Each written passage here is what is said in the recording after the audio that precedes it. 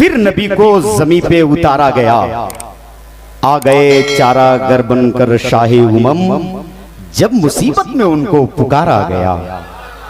आ गए चारा गर बनकर शाही उमम, जब मुसीबत में उनको पुकारा गया। हजरात देख रहे हैं इस वक्त हमारे मुल्क हिंदुस्तान का कूहे नूर इल्मी अदब के हवाले से ताजमहल की बुलंदी से ज्यादा मकाम रखने वाला वो शख्स, नाशिर मसलक आला हजरत मनाजिर सुन्नत हजरत अल्लामा मुफ्ती शमसाद साहब किबला मिसबाही, हजरत की आमद हो चुकी है। हजरत का खिताब होना है। ये करम हुआ कि हजरत मिंबर नूर पर वक्त से पहले तशरीफ ले आए। ये बड़े लोगों की पहचान है। वो और लोग होते हैं जो नाक भवे चढ़ाकर अपने रूम में बैठे होते हैं, जब मेरा वक्त होगा तो 10 मिनट पहले हम स्टेज पे जाएंगे। ये वो लोग होते हैं जो अपने बच्चों को नवाजते भी हैं, हम जैसे लोगों को इस्लाह करते हैं और बैठकर हम जैसे लोगों को दुआ भी देते हैं। अल्हम्दुलिल्लाह, समझ रहे हैं? ये मिंबर नूर पर बैठे हैं। भाई अख्तर काशिफ साहब किबला ने बड़ा अच्छा शेर पढ़ा। एक शेर मुझको पढ़ने की तबीयत आज गड़ाया वालों, आप लोगों ने दिल खुश कर दिया। बड़े इत्मीनान से बैठे हैं। आज आप लोगों ने बता दिया सोच भी इश्क पर मुश्तमिल चाहिए, फैज़े गौसो रजा मुस्तकिल चाहिए, सिर्फ पैसों से होता नहीं मुनक़िद, ऐसी महफिल सजाने को दिल चाहिए। सिर्फ पैसों से होता नहीं मुनक़िद, ऐसी महफिल सजाने को दिल चाहिए। और आज आपने साबित कर दिया है कि हम नबी के इश्क में वो कर सकते हैं, अपने बच्चों को तो गिरवी रख सकते हैं, अपने बच्चों को तो भूखे रख सकते हैं, लेकिन जब नबी की अजमत की बात आ जाएगी तो खत्मे मासूमियत कॉन्फ्रेंस सजाकर अपने अकीदे की हिफाजत भी हम करना जानते हैं। और इसी के लिए अल्लामा मुफ्ती शमसाद साहब किबला मिसबाही को बुलाया गया है, अल्लामा मुफ्ती शमसुद्दीन साहब किबला बराइचवी को बुलाया गया है। इन दोनों बुजुर्गों से हम और आप मुलाकात करेंगे। लेकिन ये खामोशी देखकर मुझको यूं लग रहा है कि सही कहा था किसी ने कि खामोश मिजाजी तुझे जीने नहीं देगी, जीना है इस दौर में तो कोहराम मचा दो।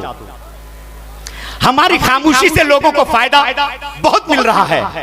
जब हम बोलते रहे, जब तक हम डटते रहे तो किसी की हिम्मत नहीं थी हमारे सामने आंखें उठाकर कोई दिखा देता आंखें, क्योंकि उन्हें मालूम है हमें बर्बादियों की धमकियां हर शख्स देता है। अगर आप डर जाएंगे तो चुप हो जाएंगे। मुबारक भाई आज सबक सुन लीजिए अब्दुल रऊफ का। हमें बर्बादियों की धमकियां हर शख्स देता है। कोई बारूद मस्जिद पर, कोई बम फेंक देता है। कोई दिक्कत नहीं, आप लोगों का बड़ा एहसान होगा, खामोश हो जाएंगे। शायद बड़े नाजिम कोई हो तो आपके दुआ की जरूरत नहीं है, आपके बच्चे को आपकी दुआ की जरूरत है। आप बड़े हैं, चाहते हैं कि मेरा बच्चा मेरा भाई बोल रहा है तो आप मुझे बताएंगे। हमें बर्बादियों की धमकियां हर शख्स देता है। कोई बारूद मस्जिद पर, कोई बम फेंक देता है। हुसैनी है हमारी दास्तां करबल से पढ़ लेना, जो हमसे जंग करता है वो घुटने टेक देता है। हमारे हुसैनी है हमारी दास्तां करबल से पढ़ लेना, हुसैनी है हमारी दास्तां करबल से पढ़ लेना, जो हमसे जंग करता है वो घुटने टेक देता है। और कोई भी बात हो साहब कह देते हो, छोड़ो भारत जाओ फला जगह।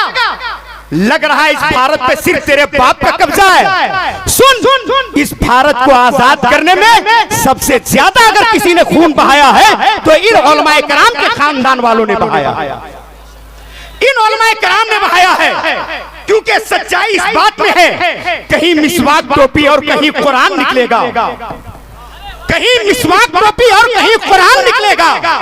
मुसलमानों के घर से बस यही सामान निकलेगा। अगर इस बात में सच्चाई है तो आप मुझको बताएं, कहीं मिसवाक टोपी और कहीं कुरान निकलेगा, मुसलमानों के घर से बस यही सामान निकलेगा। हमारी वफादारी को तुम नहीं समझ पाओगे गद्दारों, हमारा खून निचोड़ोगे तो हिंदुस्तान निकलेगा। हमारी खड़े होके खड़े होके खड़े होके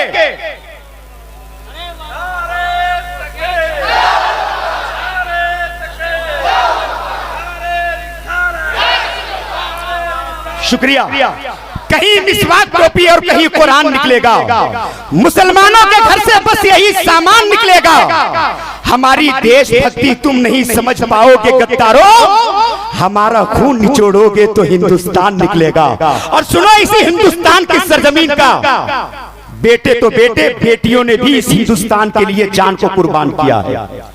अभी उस कुरैशी बेटी को आपने देखा होगा, तब मैंने सीना ठोक करके गिरिडीह के एक मीडिया वाले कॉन्फ्रेंस में मैंने कहा था कि सुनो, तुम हमें गद्दारी का लेबल देते हो, सच्चाई इस बात में है कि बातिल को अपनी कुव्वत और ताकत पे नाज है। ताउन आएगा, कभी तूफान आएगा, हर सिमत से तबाही का सामान आएगा। जब तुमसे हो सकेगी ना भारत की हिफाजत, तो लड़ने को सरहदों पे मुसलमान आएगा। जब तुमसे हो सकेगी ना भारत की हिफाजत, तो लड़ने को सरहदों पे मुसलमान आएगा। ये वो कौम है जो अपने ईमान के लिए भी जान देता है, अपने हिंदुस्तान के लिए भी जान देता है। अल्लाह ताला हमें ईमान और ईमान साहिबे ईमान से मोहब्बत की तौफीक अता फरमाए, अपने मुल्क हिंदुस्तान से भी सच्ची मोहब्बत करने की तौफीक अता फरमाए। हजरत अब आइए, चुके हुजूर मुफ्ती साहब किबला बैठे हैं, इनको बैठाकर वक्त से हिसाब से ज्यादा सबक सुनाना भी बेवकूफी है, चूंकि सबकी एक घंटी होती है और घंटी से ज्यादा कोई वक्त ले तो कभी भी बेल बज सकता है। चूंकि हम लोग इन्हीं सब बड़े बड़े लोगों के दर्शगाहों के परवरदा है।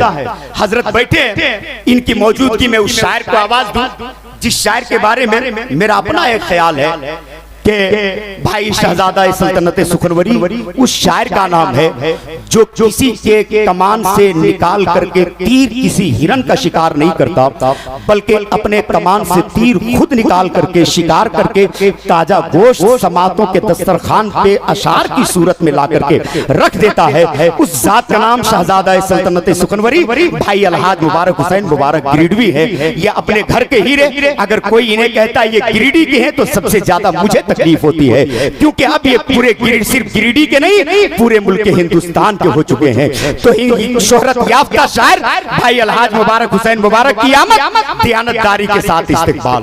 उठा ले हाथों को, आए है उठा लिए हैं तो मेरे साथ नारा लगा ले, नारे तकबीर, नारे रिसालत, मसलके आला हजरत, सनाए शाहे रहमते दो आलम रकम किया जाए, सनाए रहमते दो आलम रकम किया जाए, सनाए शाहे दो आलम रकम किया जाए, दरे रसूल की दूरी को कम किया जाए, सनाए शाहे दो आलम रकम किया जाए, दरे हबीब की दूरी को कम किया जाए, नबी की जात पे उंगली उठाए जब कोई मुज़ाकिरात नहीं सर कलम किया जाए।